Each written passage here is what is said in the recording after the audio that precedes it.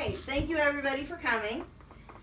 How many of you think that going to the store and buying one of these pastas is probably a lot cheaper than if you have to make it at home? Most people think it is.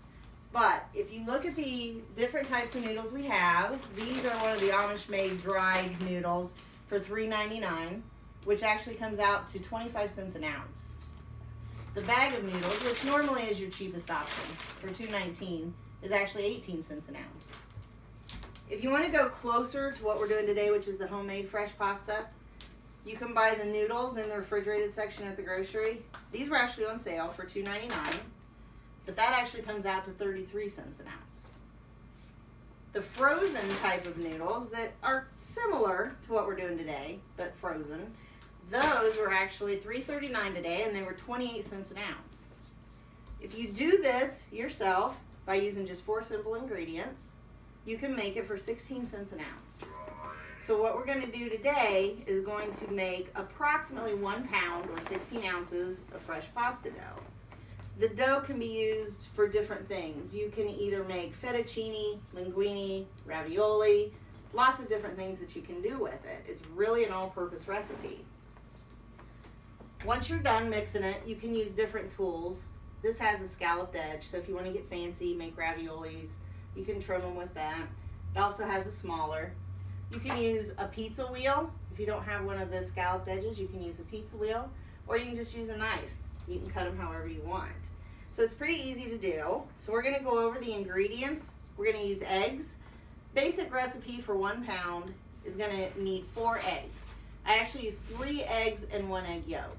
So you don't want to use all 4 eggs. Don't use the white.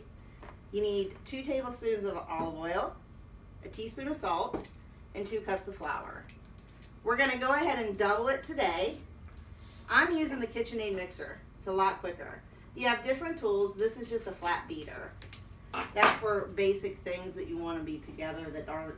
A whisk is going to do, it's going to aerate. If you need to fluff things up like your eggs, you want to use this.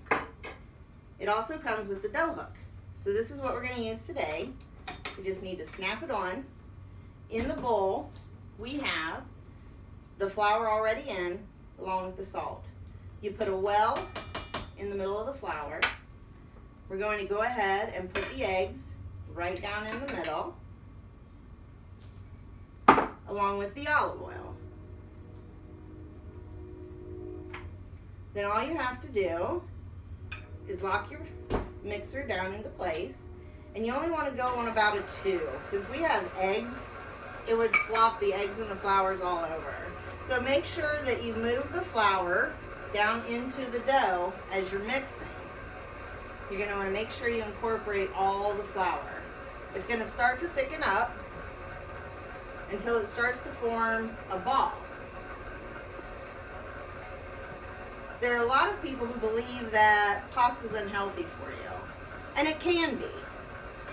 Pasta contains soy lecithin, which actually can lead to a problem with your thyroid and your endocrine system.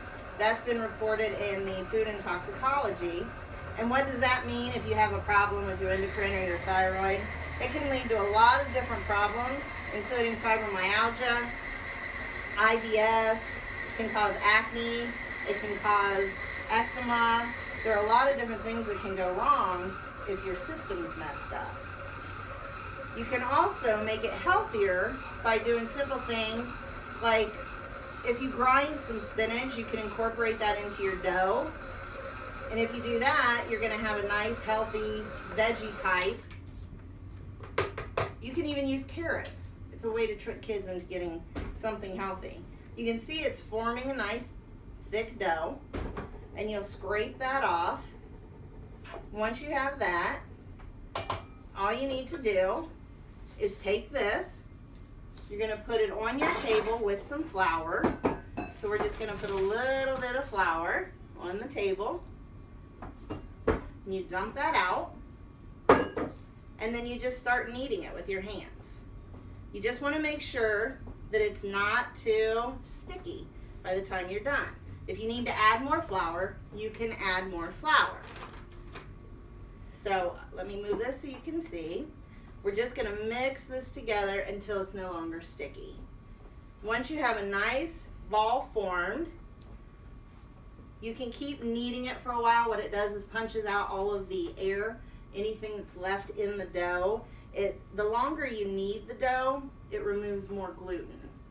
So that's better for you actually if you knead it longer. Once you have a nice dough and it's no longer sticky, you take it, you put it back in, and you let it rest for approximately 30 minutes.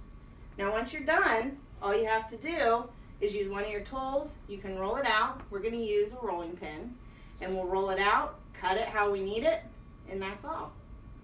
So as I said, this is a much healthier, quicker, affordable way if you have a big family to feed.